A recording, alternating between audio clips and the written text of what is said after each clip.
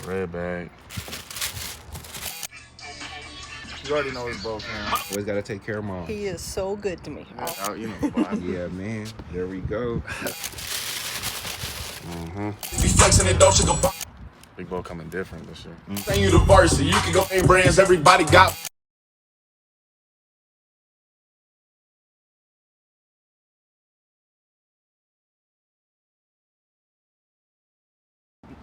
All right. What's up, everyone? How you doing? Thank you, Mom. You got Mom, come Mama- get in the camera, Mama Mom. Bo? Come over here on this side, Mom. Say what up to the camera. You know, Mom's got to get in the when camera. Mama mothers Bo. help out. Come over here, right here. This is Just give a little wave. Shout out Arbonne. Miss You Mama already know Bobo. Mama Bo. So there's a screen there, but the camera's right there in front of you. So You know what? I have to say, I am so proud of my son. I have to say that I am a proud mama, always have been, but he has just worked so hard and come through so much and conquered the world to be where he is today. So I appreciate it, I Mom. love you. I'm going to miss you, and I'm proud of you. We're going to get it going. thank you. All right. Thanks for the water. All right, man. Just another casual sit down. Oh, Appreciate of you sitting course, down, of meeting course, with Mom. me. Appreciate you. Everyone I have, introduce yourself. So my name is John Howard Bobo. My rapper name is Big Bo. Most people just call me Bobo, you know, baseball player, rapper, whatever you want to call me, go by, you know, that's just my vibe, you know. I would probably end up calling you Bobo. Yeah, that's that would fine- just be that's fine with me. something that I would do. So thanks for spending time with me. Sir. I'm trying to get these interviews down, and I personally want to be able to just do a different type of content. Sitting down having conversations like these, everyone has a story. You really can't tell that story on a 15-second clip. Most You know, on definitely. your Instagram reel, TikTok, all those things are like really quick. So yeah, I was having dinner last night with the new Basic Academy coaches. I won't say too much, but The infamous coaching Scott Baker. Yeah. Shout out Hey, so Scott. let me tell you this, man. First and foremost, I love Scott to death. Thank you so much if you're watching this. He was super crunk about getting mic'd up last night. He's like, I want to get mic'd up the whole entire season, Willie. I was like, man, because he I was love it. a little hesitant last year. Right. And we were all trying to figure out like how we were going to do things. Right. I wanted to get the players involved so much first, but he's super hype. Ty wants to get Coach Ty wants to get mic'd up too, but T-Bake. the Kid. the coaching staff, I won't say too much because It's confidential. not really confidential. It's known out there, the additions of the coaching staff for Basic Academy. But I'm sitting there at dinner last night looking at the table, and I was telling Robert, I was like, man, it's kind of like 10 championships in a row. You know, obviously the coaching staff, Yeah. through time will break up and go different ways. But I was stay telling together, it's- the South Scene bros, because I think Troy's a freshman now. Yep. So I was like, at least by the time Troy is done, Basic has the opportunity to have XYZ championships. Guaranteed. And so, yeah, like, I want to have the exclusive shit too. Have to have all the And I'm telling you exclusive this, I heard from the mouth of the source, the coaching staff, they'll Right. figure it out. stuff. Right. But, there's some coaching changes at Bishop. And I'm pretty sure that I'm going to be the one to have that exclusive with Gino when he's ready at a point to have that conversation. Right. Oh, big things coming for sure. Yeah, I was able to hear a little bit yesterday, and I was just like, wow. The baseball community here in Vegas it's a little different, man. Yeah, It's it is definitely super a different dope. breed out here. You get out here, it's a lot of different personalities, a lot of different players, and once you actually get to see it and experience it, it's a different world out here. Different world. Yeah, so Robert's like, Willie, I got a guy for you, man. He's got your energy. He's got a crazy story. I'm like, okay, who you got? And so he gave me your information. You're attached to Basic Academy. So you went to Was. Basic Academy when? I went there 2016, 2017 is when I started, and then I graduated 2020. Graduated 2020, so you're part Yes, of the sir. Legion Championship team? Yes, sir. How was that experience? That was, to this day, probably the best baseball experience that I've had. I've definitely played with a lot of great players and a lot of awesome, like, family members now. Like, they're really just family now. I would not even call them teammates. But that whole summer was just a different experience. I got to play with Ryan Nelson, Jack Wold, Roger Riley, a lot of older players, and they kind of took me under their wing and kind of showed me the way and showed me how Basic plays and how to win. Okay. And that gave me that mentality, like, and nothing else matters besides winning and what's on the front of that jersey. Yeah, So Scott showed me, because I'm still, on the outside a little bit trying to figure things out with how the baseball and sports worlds work in Nevada as opposed to, Texas sports. right.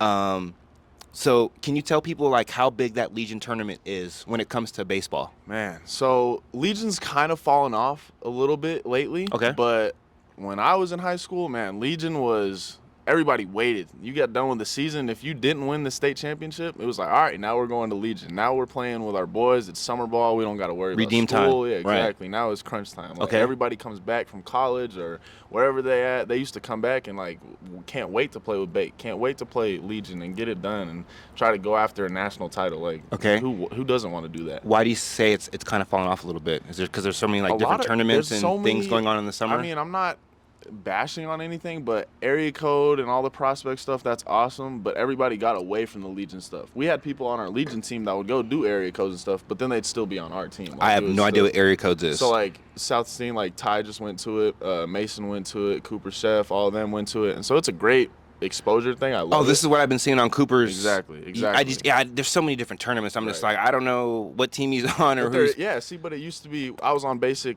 the whole year. It would be Fall, Base summer, Academy and then spring. Tribe.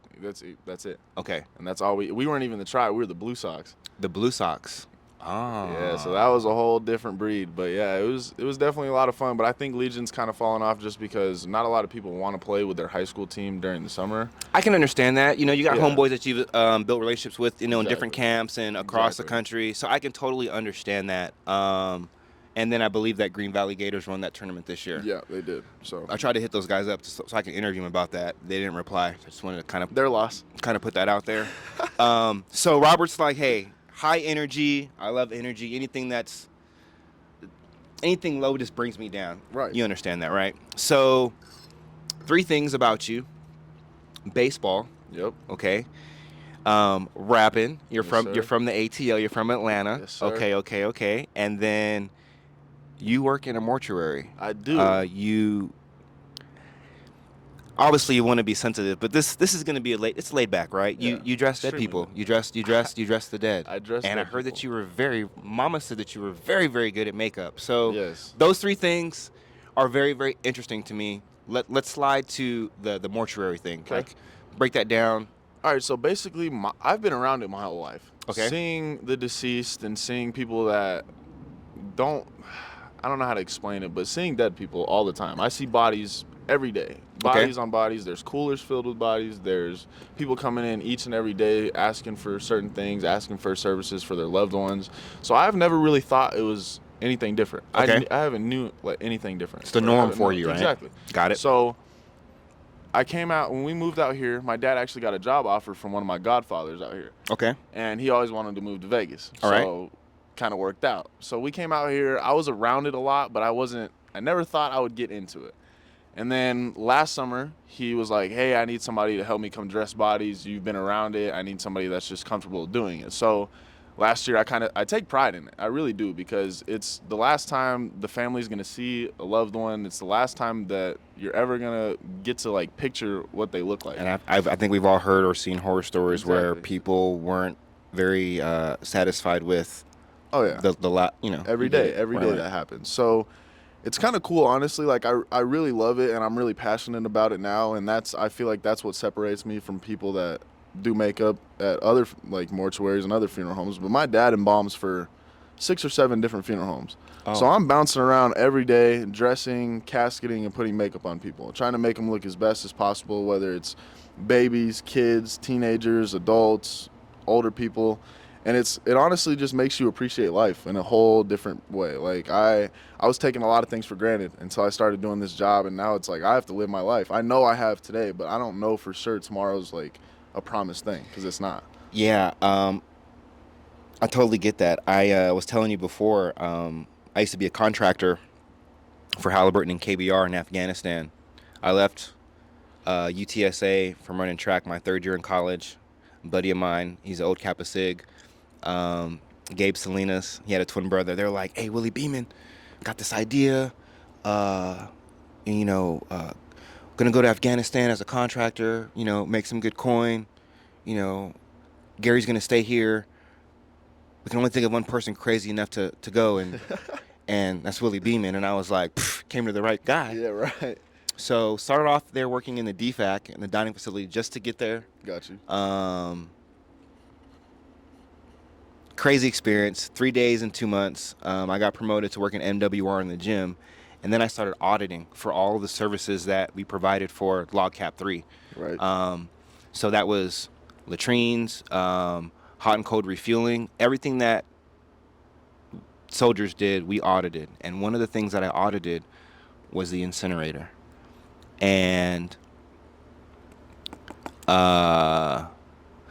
obviously when you're on camp, even as a civilian, a contractor out there, you see and you hear and you know what's going on. Right. You can be on the flight line and see what has happened based on what you see from the birds and the Chinooks coming in. And I remember one time I was auditing the incinerator and just like really coming to a different place in my head about this end process. So It's definitely a different process, and I don't think Yeah. a lot of people understand it, think about it, or even appreciate it. And so it's definitely a tough business. When I tell people what I do, they're like, "No way. There's no possible way." Or people don't even think that it's a business, but somebody has to do it. Right. So, I mean, yeah, it's something that it's grown on me a little bit. Definitely see different things every single day, but it's made me grow up super fast. I'm only 20 years old, and I've seen more than anybody will ever see in their lifetime. Does that change your decision making? Or Definitely, 100%. I mean, even drinking and driving, like, that's never a great idea. But I know so many people that just go have a beer or whatever, and then go drive home, and that's okay. That's whatever. But then you see 18-year-olds or 16-year-olds that just got their license and they died because of a drunk driver hit them or they're drunk, and then it's like, do I really need to have a beer and drive, or I can go have a drink and then have somebody pick me up? It doesn't take 5 more minutes for somebody else to come pick you up. Yeah. And that could be the split life or death decision. Yeah, you run into the trying to impress people and, trying to fit in. And obviously Exactly. as a teenager, you're trying to, find yourself in the world. But Right. yeah, I get it. I really love how you say you take passion in that. I totally get it. And that's really, really cool. Let's talk about this rapping thing. Let's do it. So- change the mojo a little bit. So huh? I was in the whip driving over here, Yes, sir. and I ran into a song, Vibe, which happens to be Mom's favorite song. Yeah, Mom's and that's favorite with song. one of your homeboys. I believe his name was Bricks. Yeah. Okay. And first and foremost, you have no idea how much I appreciate listening to that song for these reasons. Me, myself, someone who has ADHD, like, when it comes to content and sitting down and focusing, it's just difficult. My brain moves 1,000 times a minute. And for you to be able to write lyrics, right, that end up flowing together, Yep. the beat, the melody, Yep. and not only to do that, but to put it out. You're on Apple, iTunes, Spotify. I found you YouTube. real quick, and you have music out there, man. And a lot of times for me when it comes to content, I'll edit this out when I do it. I don't know. We'll see. I mind fuck myself. I think a lot of people do that when it comes to being creative and 100%. trying to get things started. And when you don't have, we were talking about like the space and the circle around you. Right. Like when you get home and the vibe is totally different, it's very, very hard to continue to be creative when the space around you is not in that creative space as well. 1000%. So for you to be able to have your music out there is huge for Well, I me. appreciate So that. big Thank you. props. Appreciate that. I do Uber and rideshare to help float the business until you guys start subscribing to Willie's World LV Subscribe right now. and Come and on liking now. the video. So I do rideshare to help float the business in case things are slow. Right. And at some point when YouTube and things start going, I'm gonna be on a rampage, right? Robert has, Robert and I are gonna do a lot of work together with me and him, and then SN Preps, him and a gentleman named Evan. Yep.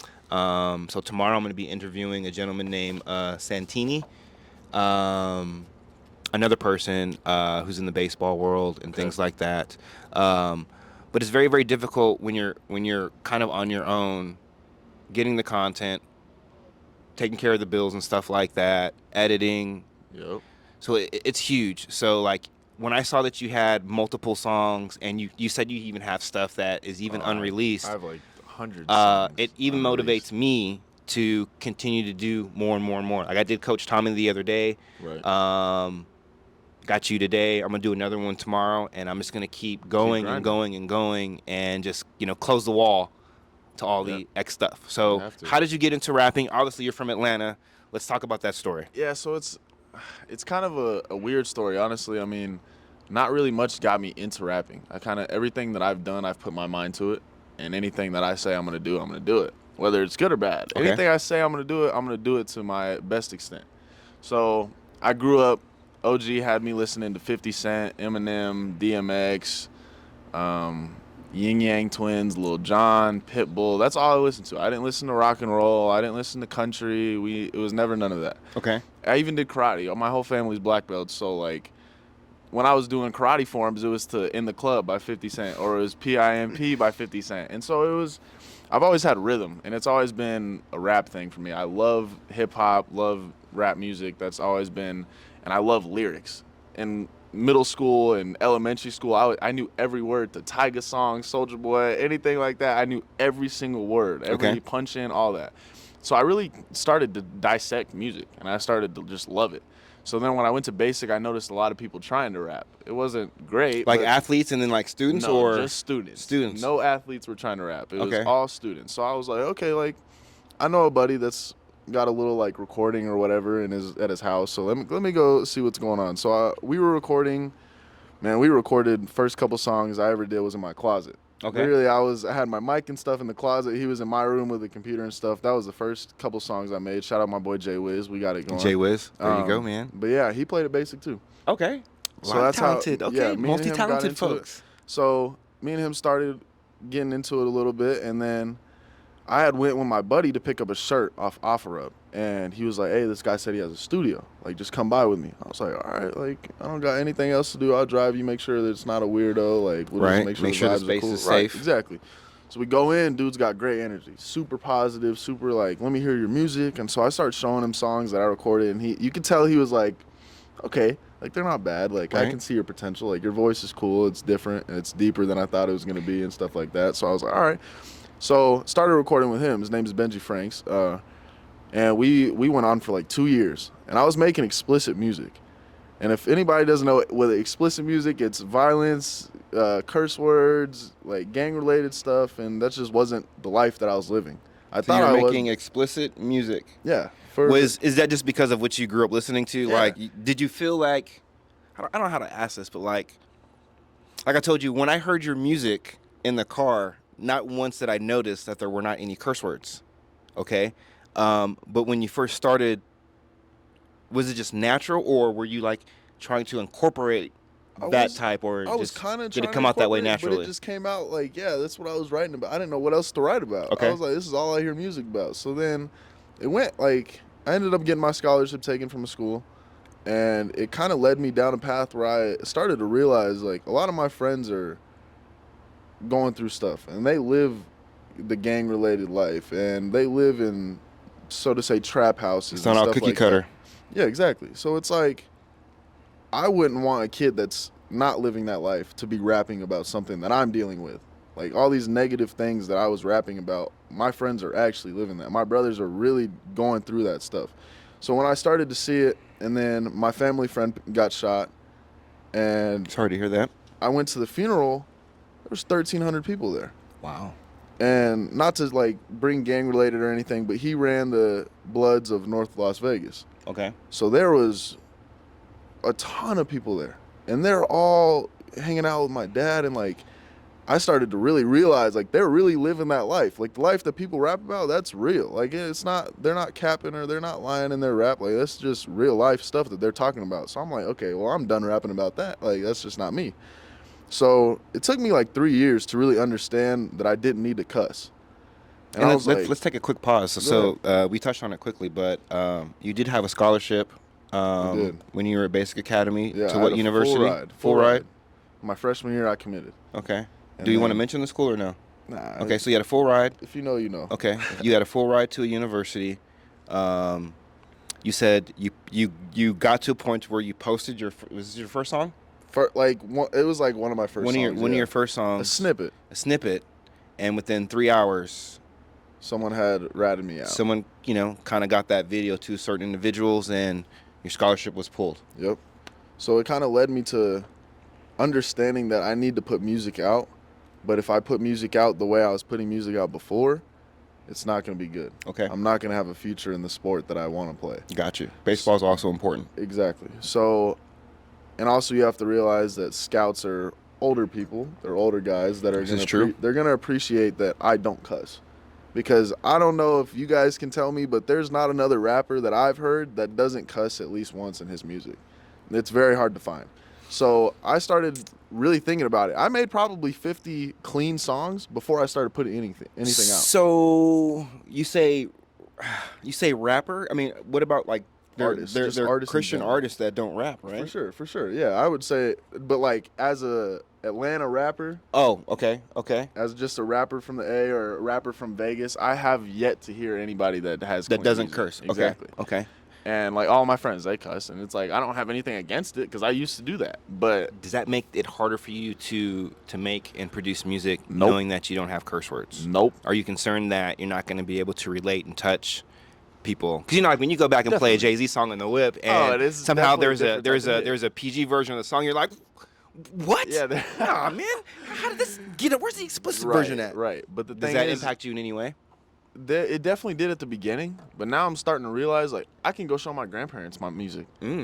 I can go show my friends' kids. I can go show my mom. I get done with a song and I'm like, Mom, listen to this. I'm not like, should I show my mom? Or should I show my grandparents? No, I can go show anybody. I could go play at a nursing home, a daycare. I could play any of my music anywhere, and it's clean. They're not going to hear anything that they shouldn't. So that's the way I started looking at it. Okay. So I started making a few clean songs here and there, and they were all right. Like I didn't want to put anything out yet. I still had no music out anywhere. Nothing on SoundCloud, nothing. So I was like, all right, I have to get music out there. I have to have people hear me. So then I made one song. It's called Bands. Go check that out. It's on YouTube. It's got like 4,000 or 5,000 views on YouTube. Okay. That was like the first song I really made that I was like, okay, I can do this. Right. Then it kind of led to one thing to another. Now it's hard for me to cuss in music. It's hard for me to Even if you wanted to, it wouldn't come out. Even if I wanted to, it'd just Respect. be weird. All right. So yeah, now it's just I take pride in that stuff. Now it's like, man, I could. So my next question, do you, even though you're not cursing, because I understand like, perception and how Right. people perceive you, and For sure. some of these things and feedbacks will never get back your way. Right. You just won't know. But that decision was made a long time ago, right? Right. You'll probably hear about it 4 or 5 years later. Exactly. Do you still feel like that rapping is going to prevent you from, I don't know how far you want to go in baseball, but do you feel like far as that's, I can. is it going to hurt you think, or do you feel like they're going to appreciate that you're able to do and manage My both? thing is Baseball is life, so they're gonna be like, hey, how can you play baseball Right. if you're focused on putting this verse together? Right, Kind of like a Kyler Murray thing. Like Exactly. when Call of Duty comes out, his production goes down. exactly. So My what say thing you? is, if they don't appreciate or if they don't want me because of my music, then it's not for me. Okay. I want somebody that appreciates the things that I do, and it's not that it interferes with my baseball. I actually play good while I'm making music because Okay. my mind's running all the time. Like you said, your mind's running, it's going fast, 1,000 miles an hour. As soon as I get done with the game, I'm right in the car listening to beats, trying to write another song. Get the energy going. Exactly. So honestly, like the whole college thing with me losing my scholarship, it just gave me a perspective. Like it wasn't meant to be. They really Okay. didn't want me for who I was. They wanted me to help their team. And I understand they want me to help their team, but if you don't want me as a player and a person, As a person, then I don't want to deal with Exactly. you. Totally respect that. So you're actually about to leave today, which is why this conversation's even better. You're Yes, about to sir. dip out. I'm going on a sidetrack moment here. You're good. I'm a huge Longhorn fan. Y'all hook 'em horns all day, right? So Chris Beard, which is the basketball coach, and Steve Sarkisian had an interview on the 50-yard line where they're talking like this, but they had a pool with their feet in it. So I saw the pool over there, and I thought about The that. little dog pool. Yeah, a little dog pool. So you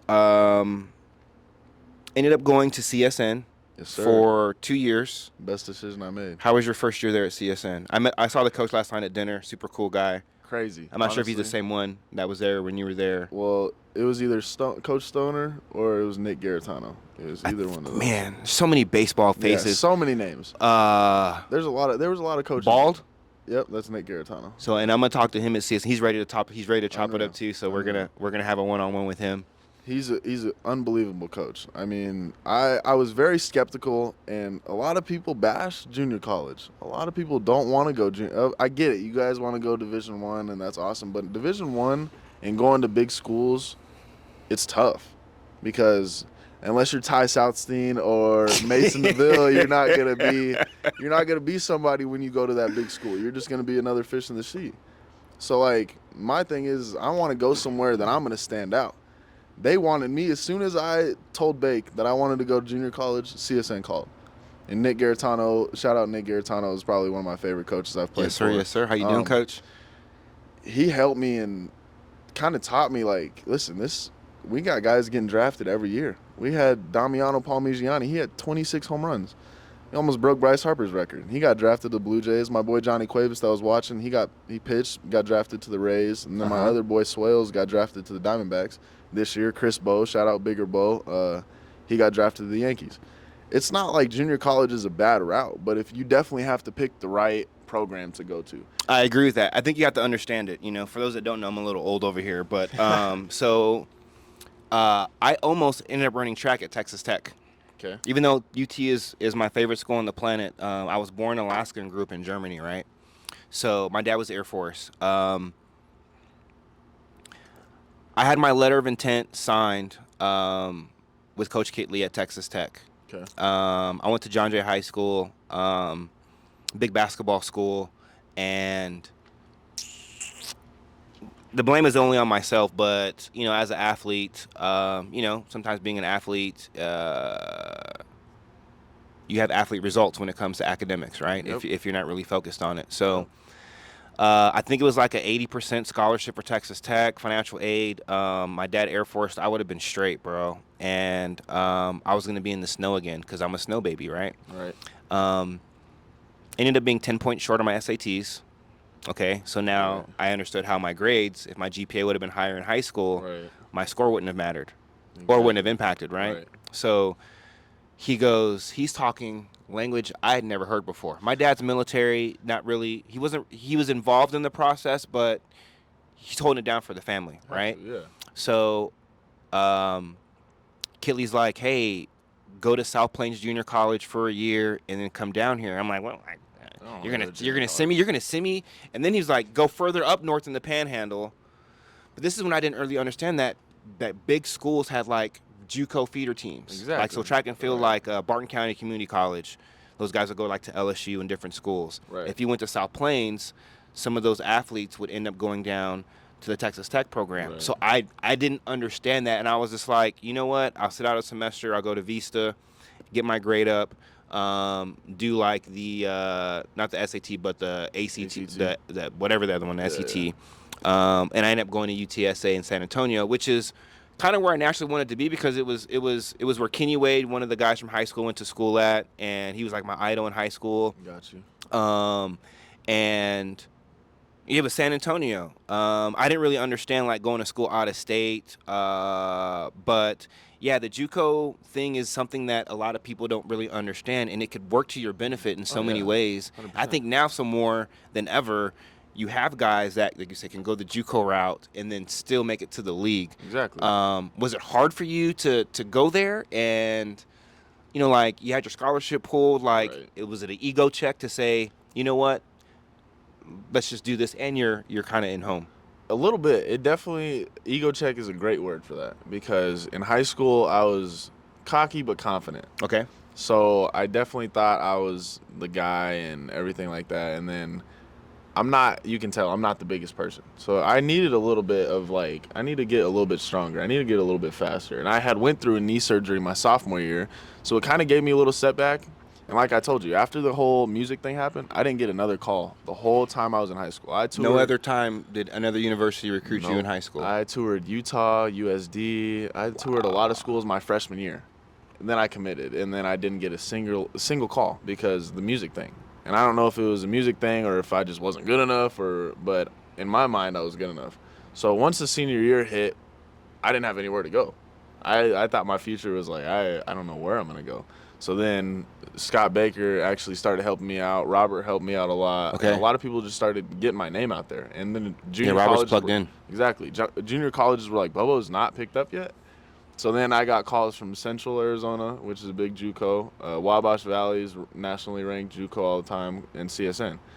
And I was like, well, I have 3 great JUCOs. And now I'm looking at all these players that are going there, and it's awesome players. And there's people that I really admire that are going there. So it can't be that bad, right? Right. So I really just went in there open-minded, and Joey Wall's a big name out here for baseball. He went there, and honestly, it was the best time I've had. My freshman year and sophomore year. I definitely went through some obstacles, like tearing my knee again sophomore year. You got hurt the first game of the season. First I saw game that of on the season. Instagram. Man, that's got to be tough. Yeah, I was talking to so many schools. That's mental right there, my guy. It's crazy. Because especially if freshman year, it would have been a different story. But sophomore year, I could have redshirted and stay another year, but I didn't want to do that. I needed to move on. It was time for me to get out of the nest and go explore different things. So I really needed to find somewhere to go. So today we're leaving, and you're going to the University of the Pacific. Yes, sir. And this is where? Stockton, California. Stockton, California. NorCal, like Sacramento, Bay Area type area. Sacramento Bay Area. Okay. How did that happen? How excited are you? What are you going to play position-wise? Center field. Center field. Okay. I'm going there to be their center fielder. I gotta maintain and run around out there and make sure I can cover all the ground I can out there, because they kind of got a weird field out there. It's kind of got different cuts and stuff. But Okay, he's the like, you dimensions cover a of lot it. of ground, so you can get it. I was like, all right. So I'm honestly super excited. I was talking to Purdue and a few other schools like La Tech and stuff like that, but then got hurt. As the game's going on, this was in like the 4th inning, I tore my knee. He calls me in like the 7th. I heard you tore your knee. Your offer stands. And I was like, wow. I have never heard of anything like that happening from any type of university. He called me during the game. I was sitting in the clubhouse, and he called me. Wow. And head coach C-Rod, shout out C-Rod. I'm about to come up there. How did you feel? That had to make you just be like It relief. It was a sigh of huge relief. relief, because your was- brain has to be going through so much. Yeah. It was the same pain that I felt when I first tore it, so I knew. As soon as I twisted my knee, I tried to put my leg down and couldn't straighten it. And I was like, yeah, I'm done. So I thought that was it. I was like, well, I'm done for the year. I don't know what I'm going to figure out. I got one more year at CSN, and then I'm done. But no, he called me, said, we still want you. He That's came what's out. up. I really pushed myself, too. Me and my buddy Mays, a really good kid that plays on CSN now, we had gotten into it a little bit, and it honestly motivated me. It lit a little fire in me, and I was on crutches a week before. The next week, I showed up in cleats. I was like, I'm back. All right, let's run it. You guys want to? I'll show you how to play. Let's go. Like I see how it is. Let's motivate each other. Like let's get into it. It was kind of a slow season for us. Like we Okay. weren't winning a lot. We weren't winning like we were supposed to. On paper, we shouldn't have lost the game, but we had a lot of conflicts, a lot of inner conflicts, not physical, but a lot of inner conflicts with just the team. And it kind of separated us a little bit, but we started fighting. And Yeah, a we lot of started different winning. personalities can go that way, and then you got to either gonna figure it out or Most definitely. you're not. Or There'll be or some we changes. lose. Exactly. Yeah. And so it was definitely a good sigh of relief that he called me and told me that. So I went up there and toured with Chris Bow, and then stayed up there. It was good vibes, and they really love my music. Every time I get a new song done, I send it to him, and he gives me feedback and stuff like that. So That's awesome for the support. exactly, to have That's somebody huge. that supports both of my passions, like that's unbelievable. And I even talked to him about like my mortuary stuff. I even talked to him about all the bodies I dress and everything, and he told me, he's like, Bobo, we got to the point where we're not even having normal recruiting conversations. I'm way past that. You're like my son. Like we're just having family conversations right now. I was like, yeah, I just call you, and he calls me once a week. Like, hey, just how you doing? I haven't heard your voice in a minute. Like, Checking on you. yeah, I haven't had coaches ever do that. Like, I'd have to reach out to them for them to reach back out. So, I mean, it feels like a family already, and I haven't even got out there. So, I'm excited. That's what's up. How is that program out there? And I'm not really sure how conferences and stuff work in JUCO. Would they play a team like CSN? No, so they're in the WCC. So they're in like Gonzaga. BYU just got out of that. They're Division I school. Division 1, yeah. Oh. So they're in USD, USF.